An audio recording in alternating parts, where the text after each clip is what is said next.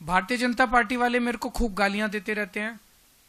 मेरे उनसे निवेदन है कि गालियां को तो देते रहो, मुझे कोई दिक्कत नहीं, आप खूब गालियां दो, बस इसका जवाब दे दो। पंजाब सरकार की पोस्ट मैट्रिक स्कॉलरशिप योजना 245 करोड़ रुपए आवंटित ताकि अनुसूचित जाति के विद्यार्थियों को मिले उच्च शिक्षा। अगर मुझे ये स्कॉलरशिप ना मिलती तो शायद मैं अपनी पढ़ाई जारी न रख पाती। 2,31,000 विद्यार्थी पंजीकृत, 92 करोड़ की रकम दी जा चुकी। मैं AI/ML हमेशा से पढ़ना चाहता था। अगर स्कॉलरशिप नहीं होती तो मैं कभी भी एडमिशन नहीं ले पाता इस कोर्स में। मुख्यमंत्री भगवंत सिंह मान की कोशिशों से पंजाब बन रहा है रंगला पंजाब।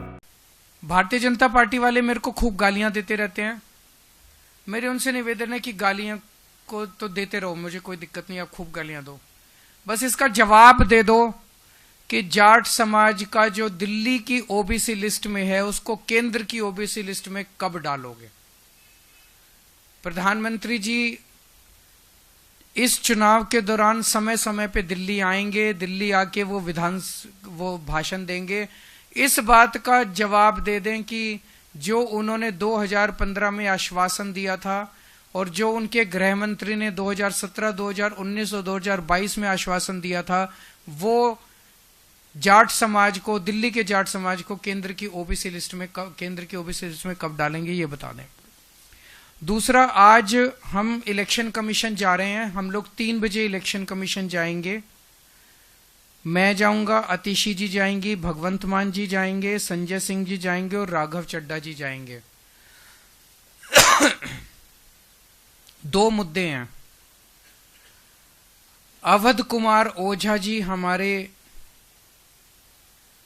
पटपड़गंज से कैंडिडेट हैं। उनका वोट ग्रेटर नोएडा में बना हुआ था। उन्होंने दिल्ली में वोट बनवाने के लिए 26 दिसंबर को फॉर्म 6 भर दिया, आवेदन दे दिया। उन्हें वहां से कोई जवाब नहीं आया।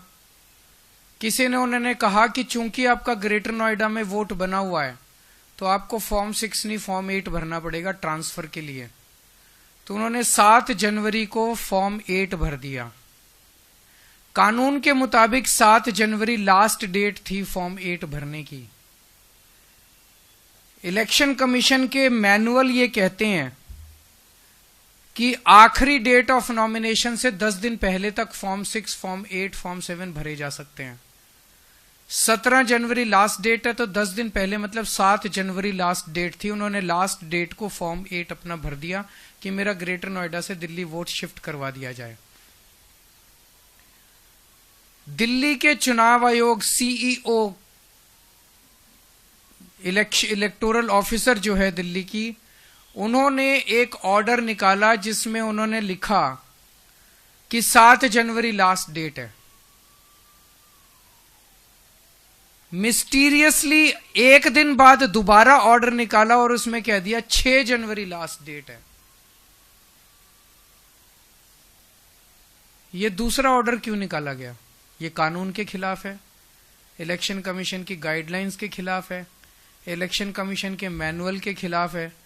मैनुअल ये कहता है, गाइडलाइंस ये कहती है कि लास्ट डेट ऑफ नॉमिनेशन के 10 दिन पहले तक एक्सेप्ट किया जाएगा। 10 दिन पहले होते हैं 7 जनवरी। 7 जनवरी लास्ट डेट होनी चाहिए थी। चीफ इलेक्टोरल ऑफिसर ने भी ऑर्डर निकाला था 7 जनवरी लास्ट डेट होगी।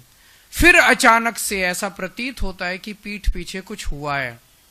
फिर अचानक से ये ऑर्डर आ जाता है कि 7 जनवरी नहीं 6 जनवरी लास्ट डेट मानी जाएगी। 24 घंटे के अंदर ऑर्डर पलट दिया जाता है। तो क्या इसे अवध ओझा को डिबार करने के लिए जानबूझ के ये ऑर्डर निकाला गया है?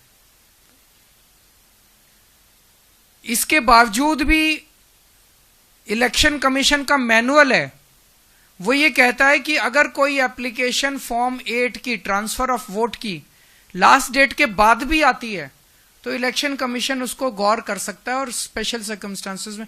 हमारा तो एक कैंडिडेट के कैंडिडेचर का सवाल है। वो कैंडिडेट पटपड़गंज से चुनाव लड़ पाएगा कि नहीं लड़ पाए, इसी पे, और कोई गड़बड़ नहीं है। ग्रेटर नोएडा से इधर शिफ्ट होना है। तो आज हम चीफ इलेक्शन कमीशन से मिलेंगे और उनसे ये निवेदन करेंगे कि अवध ओझा का ट्रांसफर करवाया जाए ताकि वो अपना चुनाव नॉमिनेशन पेपर्स फाइल कर सके। और दोबारा दूसरी मुद्दा है जो अभी 2-3 दिन पहले संजय सिंह जी ने उठाया था कि नई दिल्ली विधानसभा के अंदर भारतीय जनता पार्टी के कई सारे, परवेश वर्मा जी, कमल संदेश जी, सीपी जोशी जी, कमलेश पासवान जी,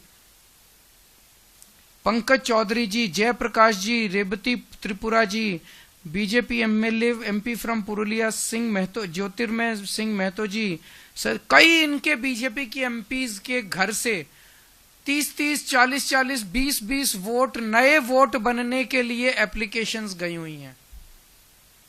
ये बड़ा मिस्टीरियस है। मुझे एक पत्रकार ने बताया कि उन्होंने लोकल डीएम से पूछा, local DM district electoral officer होता है, उस लोकल डीएम से पूछा कि आप इसका क्या कर रहे हैं। तो मेरे को उस पत्रकार ने बताया कि लोकल डीएम का जवाब था कि भाई साहब, एमपीज के घर में माली भी होते हैं, नौकर भी होते हैं, फलाना भी, तो इसका मतलब डीएम मन बना चुका है कि इस खेल में डीएम भी शामिल है। ये लोग अपने इन घरों में, परवेश वर्मा जी इस घर में 10 साल 11 साल से रह रहे हैं, 11 साल से रह रहे हैं। तो 11 साल से वो बिना माली के, बिना नौकर के, बिना रसोइये के, बिना उसके काम चला रहे थे। वहां तब तक 3 वोट बने हुए थे, वो 3 वोट से काम चला रहे थे। अब अचानक 15 दिन में उन्हें सारे रसोइये याद आ गए, सारे माली याद आ गए, सारी, ये क्या है?